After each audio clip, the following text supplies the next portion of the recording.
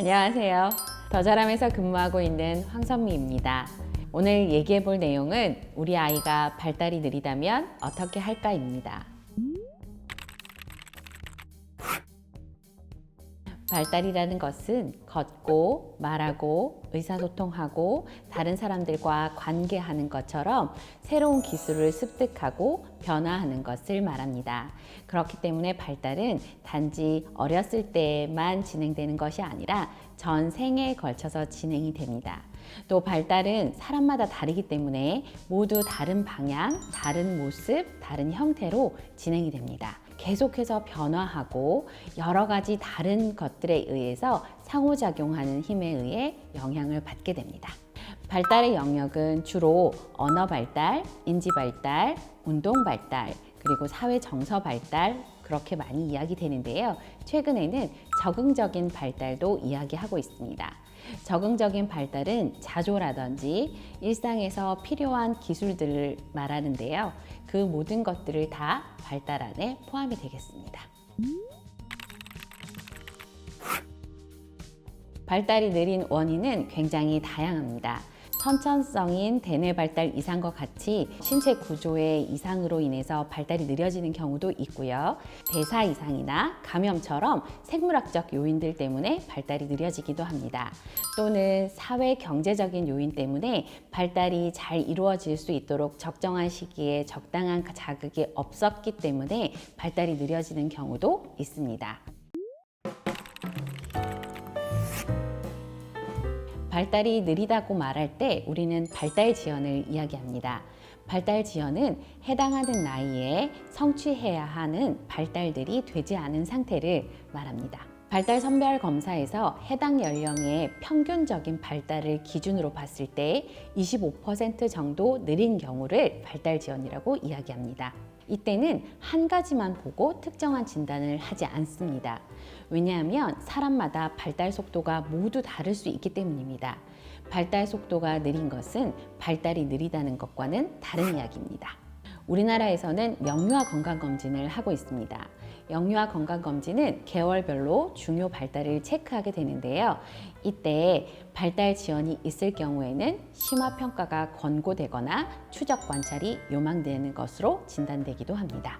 만약 영유아 건강검진에서 24개월경 한 영역이라도 6에서 10개월 이상 차이가 난다면 병원 방문을 하는 것이 필요하겠습니다.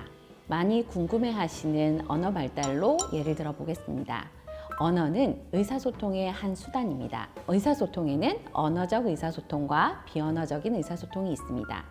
비언어적인 의사소통에는 눈짓이라든지 손짓 또는 제스처, 다가가기, 손 뻗기 또는 문제행동, 울기나 떼쓰기 같은 것이요. 이런 모든 것들을 비언어적인 의사소통으로 이야기할 수 있습니다. 24개월 전까지 이런 비언어적인 의사소통으로라도 의사소통이 잘 되고 있는지 그 흐름을 체크하는 것이 중요합니다.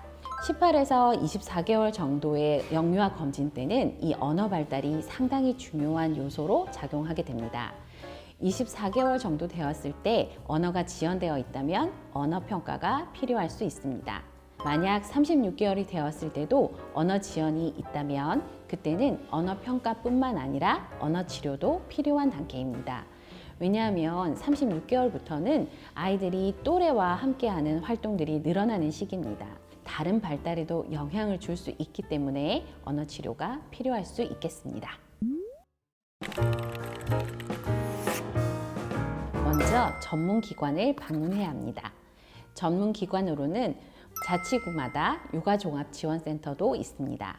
육아종합지원센터에서는 발달 정밀 검사를 지원하는 사업을 진행하고 있습니다. 또 영유아 건강검진에서 심화평가가 권고되었다면 발달검사 지원 사업에 신청하실 수 있겠습니다. 또 각 병원마다 어린이 재활 전문 병원이 있거나 또는 병원 내에 발달 클리닉들을 이용하시는 것도 방법입니다. 만약 병원 등의 대기가 길다면 주변 발달센터들을 이용하실 수 있는데요. 발달재활 서비스 기관을 검색을 하신다면 이러한 발달센터들을 찾는데 조금 더 편리하게 이용하실 수 있겠습니다. 만약 아이가 학교 입학을 앞두고 있다면 특수교육지원청을 방문해 보시는 것도 방법입니다. 특수교육지원청에서는 학교 가기 전 나이 아이들을 대상으로 적합한 평가들을 지원하고 있습니다. 또 지역 내 복지관들도 이용하실 수 있겠습니다. 이용할 수 있는 서비스로는 발달 재활 서비스가 대표적인데요. 발달 재활 서비스는 만 6세 이전에는 발달 지원이 필요하다는 내용만 있다면 만 6세까지는 이용하실 수 있고, 만 6세 이후부터는 장애 진단이 있을 경우에 만 18세까지 소득 기준에 따라 지원되는 사업입니다. 비슷한 서비스로 영유아 발달 지원 서비스가 있습니다. 이는 한 2년 동안 지원되는 사업이고요. 자치구마다 조금씩 서비스 내용이 다를 수 있으니 알아보시는 것이 좋겠습니다. 또 여러 양육기술 훈련 프로그램들도 진행되고 있습니다. WHO의 CSD 같은 양육기술 훈련 프로그램이 대표적입니다. 이런 서비스들은 양육자를 도움으로써 아이를 돕겠다라는 프로그램으로 가정에서 아이를 잘 도울 수 있도록 하는 양육기술 훈련 프로그램입니다. 가정에서 느린 아이의 발달을 도와준다는 것은 그동안 하지 못하던 행동을 할 수 있게 되었다는 것과는 조금 다릅니다. 아이가 해야 하는 것 또는 기대되는 것, 아이가 하고 싶어 하는 것에 잘 참여할 수 있도록 돕는 것이라고 할 수 있겠습니다. 예를 들어서 숟가락을 잡는 것을 하지 못했던 아이가 숟가락을 잡도록 돕는 것이 아니라 아이가 함께 식사 자리에서 스스로 밥을 먹을 수 있도록 밥 먹는 것에 참여하는 것을 돕겠다라는 의미로 볼 수 있겠습니다. 참여하는 것을 돕는 것은 먼저 아이를 돕는 것, 그리고 두 번째로는 환경을 정리해서 아이가 잘 참여할 수 있도록 도와주는 것, 그리고 아이가 지금 현재 참여하고 있는 활동, 과제들을 도와주면서 과제 수행을 성공하면서 참여를 잘할 수 있도록 돕는 방법이 있을 수 있겠습니다. 그러면 먼저 아이를 돕는 방법인데요. 아이를 돕기 위해서는 우리 아이가 어떤 아이인지 잘 아는 것이 중요합니다. 우리 아이의 성격이라든지 기질, 특성들을 잘 아는 것이 중요할 수 있습니다. 또 아이의 발달 수준을 잘 알고 있어야 아이에게 적합한 과제들을 찾아내고 아이가 성공할 수 있도록 도울 수 있습니다. 우리 아이는 어떤 걸 좋아하는지, 어떤 것이 관심 있는지, 또는 어떤 건 싫어하고 힘들어하는지, 또 아이가 주로 그런 것들을 표현하는 방법들은, 또는 메시지를 전달하는 방법들은 어떤 것들이 있는지 잘 알아두는 것이 필요합니다. 또 우리 아이는 어떤 놀이들을 하고 있는지, 또 어떨 때 가장 잘 참여하고 잘 배우고 있는지, 그런 순간들을 잘 찾아내고 관찰하시는 것이 중요합니다.